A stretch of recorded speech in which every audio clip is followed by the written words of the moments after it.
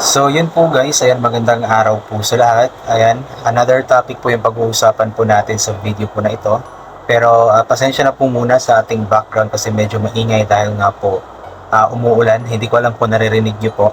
Pero yun nga po, in this video is pag-uusapan po natin yung naging upload po or vlog po ni Chris na way back May 25, 2026. Kung saan nga po sinabi nga po ni Chris na doon nga po sa nabawi nga po niya na lupa is magpapatayo daw po siya doon ng ng rest house or parang farmhouse daw po na maliit para kung uuwi nga daw po siya doon sa kanila sa bukid is meron nga po siyang tutuluyan. At the same time is nabanggit din po niya na dadalhin daw po niya doon ang kanyang Starlink. Actually meron na po talaga siyang Starlink and I believe today is dala-dala po ni MJ or ni Ogrot po yung Starlink papunta po doon sa bukid. So hoping na ma-set up na po nila ito para magkaroon na po si Chris ng signal doon sa bukid at hindi na po niya kailangan pang pabalik-balik sa city para makapag-upload.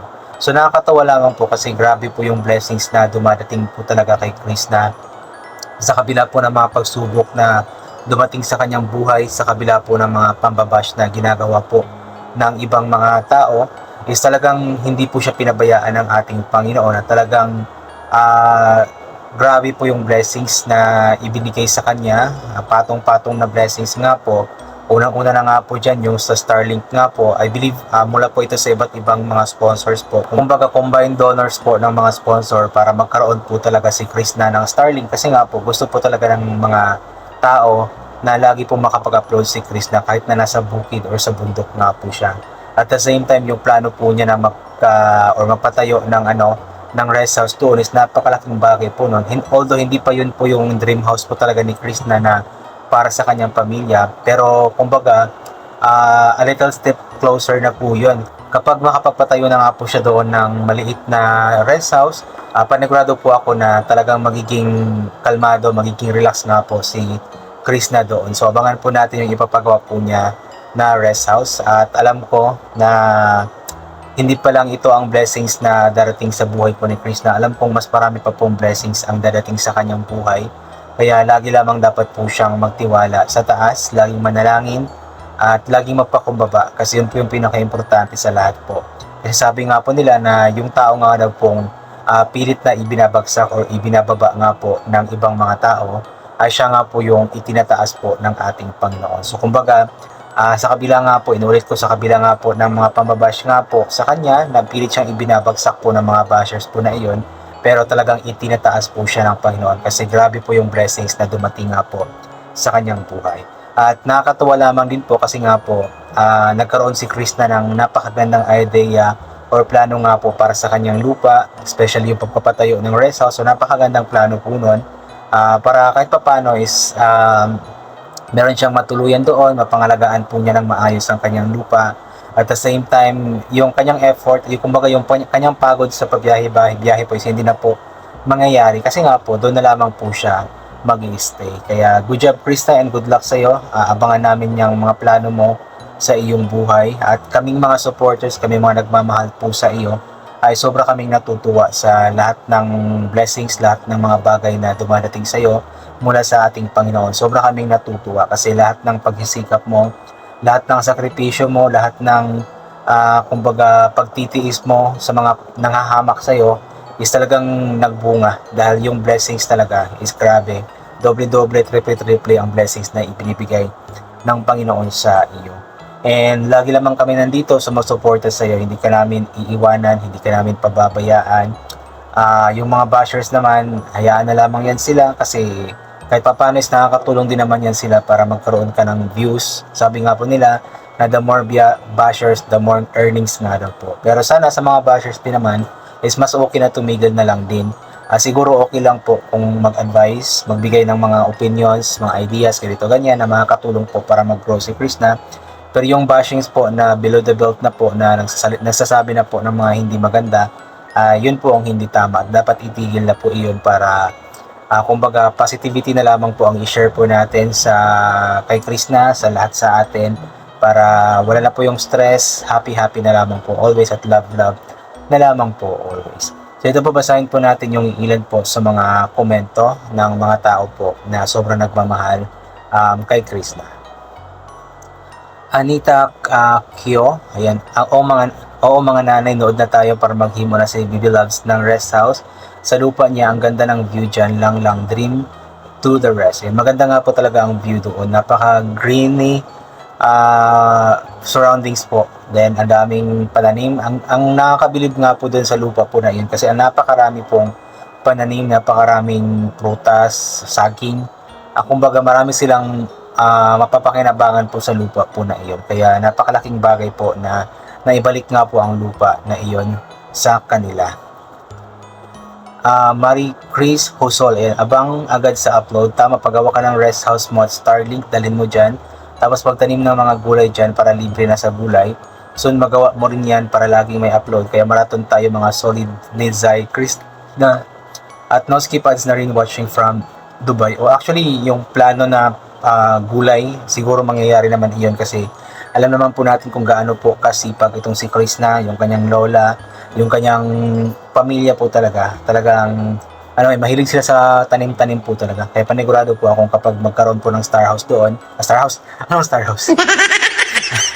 na tawag dyan, na combine ko yung Starlink tsaka Rest House, Star House. Anyway, kung magkaroon po siya daw ng Rest House nga po, yun nga po, panigurado naman akong magtatanim-tanim sila kasi para hindi rin masayang yung lupa nga po nila.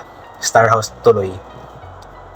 Aurora Lizada, yan kasipagan mo Chris na hindi malayo na ang lahat ng pangarap mo ay matupad. Yan mga nagbabash sa'yo, walang nararating. Samantalang ikaw marami na ang narating, always pray. Ayan, yun po, yung mga bashers po, mga ano po yan madalas mga marites na nakatambay lang nag-aabang ng ikaka-marites. Kaya habang binabash po nila si Chris na, si Chris na naman po is patuloy po yung pag-success, patuloy po yung pag-grow po niya sa kanyang buhay. Fe Oges, ayan, tunay na good example ka Chris na sa mga kabataan, kadalagahan, ang hangad palagi para sa pag-asenso kasama ang pamilya. Sobrang hanga ako sa iyo, Bibi Loves. Chris na beautiful, ang ibang dalaga kapag maganda, hindi naman lang mapahipo sa bukid. Ikaw Chris na beautiful, wala kang katulad, very strong, very masipag at walang arte, amping palagi Chris na. Yun nga po yung lagi kong sinasabi na si Chris na hindi talaga siya tulad ng ibang babae. Even though maraming mga kabataan or mga kadalagahan, mga kababaihan na galing sa bukid, mga magaganda, pero nung nakatungtong ng city, nakasubukang mamuhay sa city, ay parang nagiging maarte na po. Ayaw nang bumalik sa bukid, ayaw nang humawak ng lupa. Kumbaga, nagbago na po. Hindi tulad kay Chris na talagang walang pagbabago. Kung ano po siya noon, ay ganoon pa rin po siya hanggang ngayon. Miles away ba to? Tuloy-tuloy lang sa adikain Chris na hanggang matupad lahat ng pangarap. Ipakita mo na kaya lahat para mas lalong mainggit ang mga bashers mo. Lahat ng vloggers hindi maiwasan mga bashers, lalo kung sikat, kaya ipakita mo sa kanila ang lalong pag-angat mo, lalo kasi andito kami nakasuporta sa iyo lagi bilang isang mga viewers mo. Yan. Sabi nga po nila na hindi ka matatawag na totoong vlogger or content creator kung wala kang basher. Kaya normal lang daw po talaga yung magkaroon po ng mga bashers daw po. Kasi nga po, ibig sabihin lang na may basher ka, ay sikat ka. Kasi nga po, may nanonood sa iyo, may naiinggit sa iyo, ganito, ganyan.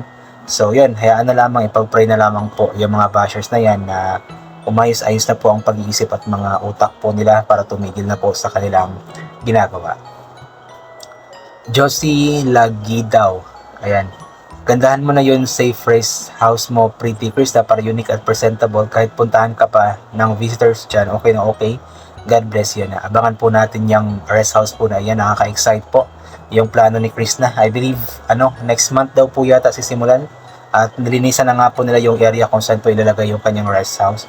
So, kaabang-abang po. And hoping na, maging maganda po ito. Alam ko naman maging maganda ito kasi mahirap din naman nagagawa ng rest house na lang. So mas maganda yung, tama po itong advice ni ma'am, mas maganda yung na talaga, pulido na talaga yung paggagawa. Maganda yung pagkagawa para presentable siya kung may mga bisita man. Dong Fuentes, wow, may planong magpatayo ng rest house at may Starlink, padayon lang sa mga plano mo sa buhay. Huwag mo na mag-boyfriend. Hintayin ang tamang panahon. Love you, Chris. Yan. Yung boyfriend na yan is darating din naman yan sa tamang panahon. For now is tuparin mo na ni Chris na lahat ng mga pangarap po niya sa kanyang buhay at sa kanyang pamilya. Nora Velasco, hanga ako sa iyo dahil bihira mga dalaga gusto magtrabaho sa ganyan, yung ibang dalaga gusto sa syudad, talaga tiyaga lang, may nakalaan para sa iyo. Good vibes lang, pray lagi, stay humble. Yan. Si Chris na kasi talagang ang puso't isip niya is nasa bukid po talaga. Kaya bumabalik-balik po talaga siya doon. Unlike nga po sa iba na kapag nakatungtong na po sa city, nakatry na po mamuhay sa city, is parang ayaw na pong umuwi sa bukid. Kumbaga parang nahihiya na po na tawaging taga-bukid. Which is dapat maging proud kasi nga po yung mga tao sa bukid, sila po yung nagpapakain sa mga tao po na nasa city, 'di ba? Kasi lahat ng mga pagkain na galing, for example, gulay, mga prutas, galing naman lahat 'yan sa bukid, 'di ba? So anyway, I think hanggang dito na lamang po muna ito. God bless po and bye for now po.